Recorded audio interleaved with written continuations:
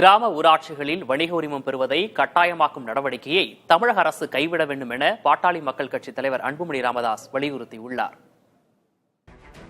தமிழகத்தின் கிராம ஊராட்சிகளில் இட்லி கடை, தேநீர் கடை உள்ளிட்ட 48 வகையான உற்பத்தி தொழில்களுக்கும் தையல், சலவை உள்ளிட்ட 119 வகையான சேவை தொழிலுக்கும் உரிமம் பெறுவது கட்டாயமாக்கப்பட்டுள்ளதாக அவர் குறிப்பிட்டுள்ளார். சீர்திருத்தம் என்ற பெயரில் தமிழக அரசு மேற்கொண்டுள்ள இந்த நடவடிக்கை கிராமப்புற பொருளாதாரத்தையும் கிராம மக்களின் வாழ்வாதாரத்தையும் அழிக்கும் தன்மை கொண்டவை என குற்றஞ்சாட்டியுள்ளார். கிராமப்புற கடைகளுக்கு 250 ரூபாயிலிருந்து 50,000 ரூபாய் வரை உரிம கட்டணம் நிர்ணயிக்கப்பட்டுள்ளதாக அன்புமணி தெரிவித்துள்ளார். அது மட்டுமின்றி விண்ணப்ப கட்டணமாக 500 ரூபாய் செலுத்த வேண்டும் என்பதையும் அவர் சுட்டிக்காட்டியுள்ளார். இது ஏழை மக்கள் மீது நடத்தப்படும் தாக்குதல் என அவர் சாடியுள்ளார். இட்லி, வடைக்கடை போன்றவை வைத்திருப்போரின் வாழ்வாதாரம் முற்றிலும் அழிந்துவிடும் அபாயம் இருப்பதாக அவர் எச்சரித்துள்ளார்.